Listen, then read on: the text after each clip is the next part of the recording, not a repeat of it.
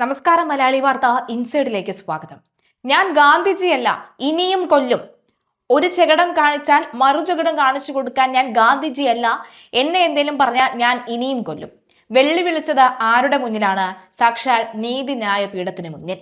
അടിച്ചു കൊടുത്തില്ലേ ഒരു കൊലക്കയർ? മറ്റാർക്കുമല്ല, ചെന്താമരയ്ക്ക്.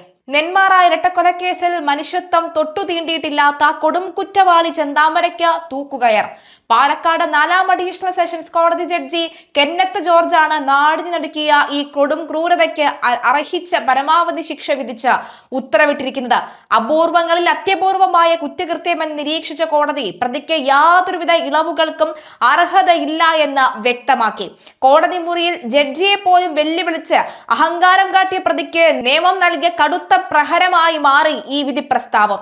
കേസിൽ ഇരട്ടക്കൊലപാതക കുറ്റം തെളിഞ്ഞതായി കോടതി കണ്ടെത്തിയപ്പോഴും യാതൊരുവിധ കുലുക്കവും ഇല്ലാതെയാണ് പ്രതി ചെന്താമര നിലകൊണ്ടത്. ഓരോ തവണ ഇതിന്റെ ന്യായവിധികൾ നടന്നുകൊണ്ടിരിക്കുന്ന ഓരോ തവണയും ചെന്താമര പ്രതിക്കൂട്ടിനകത്ത് നിന്നത് ഒരു കൂസലും ഇല്ലാതെയായിരുന്നു. താൻ എന്തോ കുറച്ച് ആളുകളെ കാണാൻ വേണ്ടി വെറുതെ വന്നതുപോലെയാണ് ചെന്താമര നിന്നത്.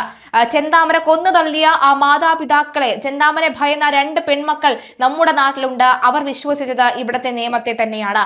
ഈ നീതിപീഠം ആ പെൺമക്കൾക്ക് ശാന്തമായി ഉറങ്ങാനുള്ള അവസരം കൂടി ഒരുക്കി കൊടുത്തു എന്നാണ് വ്യക്തമാക്കുന്നത്. താൻ ഇനിയും കൊല്ലും എന്ന് പറഞ്ഞിടത്താണ് കോടതി ആ വിധി പ്രസ്താവന നടത്താൻ തീരുമാനിച്ചതെന്ന് വ്യക്തമാകുന്നു. പക്ഷേ ഈ കോടതിയിലെ ഈ ഒരു വിധി പ്രസ്താവന കേട്ട ചെന്താമര ഞെട്ടിപ്പോയി എന്നാണ് പറയുന്നത്.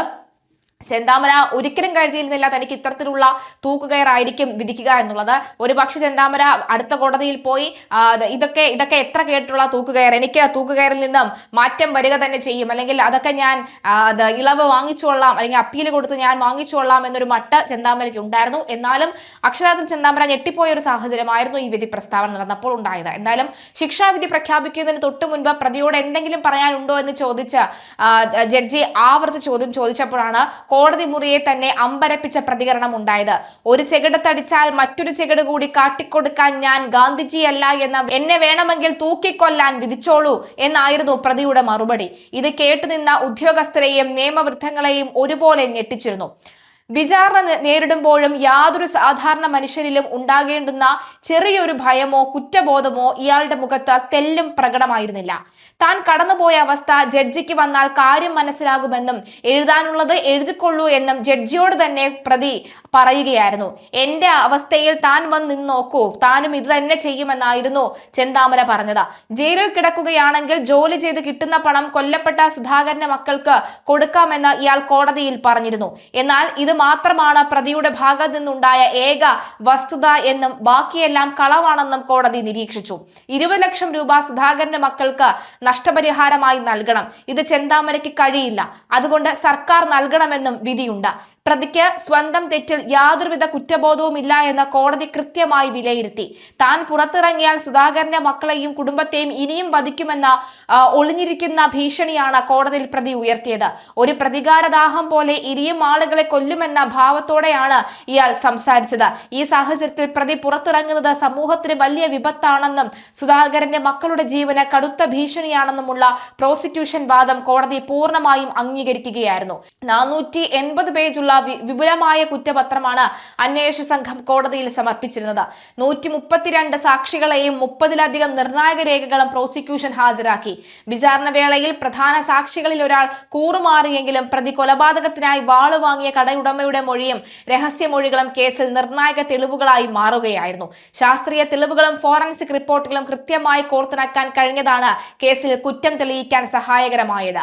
കോടതിയിലേക്ക് ആനയിക്കപ്പെടുമ്പോഴും വിചാരണ നടപടികൾ നേരിടുമ്പോഴും തനിക്ക് ഒന്നും സംഭവിക്കില്ലെന്ന ഭാവത്തോടെയാണ് ഇയാൾ നിന്നിരുന്നത്. കേസ് വിളിക്കുന്നതിന് മുൻപ് തന്നെ അകമ്പടി സേവിച്ച പോലീസുകാരോട് സംസാരിച്ചിരുന്നത് ആർക്കും തന്നെ ഒരു ചുക്കും ചെയ്യാനില്ലെന്ന സന്ദേശം നൽകും വിധമായിരുന്നു. വിധി കാത്തിരിക്കുമ്പോൾ പോലും അഹങ്കാരം കൈവിടാതെ ഇയാൾ ഒരു അപൂർവ ക്രിമിനൽ ആണെന്ന് തെളിയിക്കുന്നതായിരുന്നു കോടതി വരാന്തയിലെ ഇയാളുടെ പെരുമാറ്റം. പോത്തുണ്ടിയിലെ ബോയിൻ കോളനിയിൽ സുധാകരൻ, അദ്ദേഹത്തിന്റെ 75-കാരിയായ അമ്മ ലക്ഷ്മി എന്നിവരെ നിഷ്ഠൂരമായി വെട്ടിക്കൊലപ്പെടുത്തിയ കേസിലാണ് പ്രതിക്കെതിരെ കൊലക്കുറ്റം പൂർണ്ണമായും തെളിഞ്ഞത്. 2021 ജനുവരി 27-നായിരുന്നു കേരളത്തെ വിറപ്പിച്ച ഈ സംഭവം നടന്നത്. സംഭവം നടന്ന ദിവസം വീട്ടിൽ നിൽക്കുകയായിരുന്ന സുധാകരനെ ക്രൂരമായി വെട്ടി വീഴ്ത്തുകയും നിലവിളി കേട്ട് മകനെ രക്ഷിക്കാൻ ഓടിയെത്തിയ വയോധികയായ അമ്മ ലക്ഷ്മിയെയും യാതൊരു ദാക്ഷിണ്യമില്ലാതെ വെട്ടിക്കൊല്ലുകയുമായിരുന്നു. 1.5 വർഷത്തോളം നീണ്ട കേസിന്റെ നാൾവഴികളിൽ അതിദാരുണമായ വസ്തുതകളാണ് പുറത്തു വന്നത്. 2019 അയൽവാസിയായ സജിതയെ വെട്ടിക്കൊലപ്പെടുത്തിയ കേസിലെ പ്രതിയായിരുന്നു ഇയാൾ. തന്റെ കുടുംബം തകരാനും ഭാര്യ പിണങ്ങിപ്പോകാനും കാരണം സജിതയാണെന്ന വൈരാഗ്യത്തിലായിരുന്നു ആ കൊലപാതകം. തുടർന്ന് ഈ കേസിൽ ഇരട്ട ജീവപര്യന്തം ലഭിച്ച പ്രതി 2022 ജാമ്യത്തിൽ ഇറങ്ങിയ ശേഷമാണ് അടുത്ത ചോരക്കളിക്ക് കോപ്പുകൂട്ടിയത്. സജിതയോടുണ്ടായിരുന്ന അതേ അടങ്ങാത്ത പകയാണ് സജിതയുടെ ഭർത്താവ് സുധാകരനോടും കുടുംബത്തോടും ഇയാൾ വെച്ചു പുലർത്തിയിരുന്നത്. സംഭവത്തിന് ശേഷം വനമേഖലയിലേക്ക് കടന്നുകളഞ്ഞ ഇയാളെ പോലീസും നാട്ടുകാരും ചേർന്ന് നടത്തിയ വലിയ തിരച്ചിലിനൊടുവിലാണ് കസ്റ്റഡിയിലെടുത്തത്. അന്വേഷണത്തിനിടയിലാണ് ചെന്താമര ഒരു അസാധാരണ ക്രിമിനലായി അഥവാ സൈക്കോ കൊലയാളിയായി മാറിയത് എങ്ങനെയാണ് എന്ന് വ്യക്തമാക്കുന്ന വിവരങ്ങൾ ലഭിച്ചത്.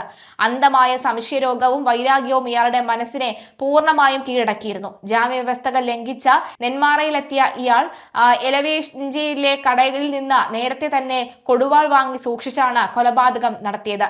സുധാകരനെയും അമ്മയെയും കൊലപ്പെടുത്തിയത് കൊണ്ട് മാത്രം ഇയാളുടെ പ്രതികാര പട്ടിക അവസാനിച്ചിരുന്നില്ല. സ്വന്തം ഭാര്യ, മകളുടെ ഭർത്താവായ പോലീസുകാരൻ, ഭാര്യ സഹോദരൻ, നാട്ടുകാരായ മറ്റു 3 സ്ത്രീകൾ എന്നിവരെ കൂടി വെട്ടിക്കൊലപ്പെടുത്താൻ ഇയാൾ പദ്ധതി ഇട്ടിരുന്നതായി അന്വേഷണത്തിൽ വ്യക്തമായി.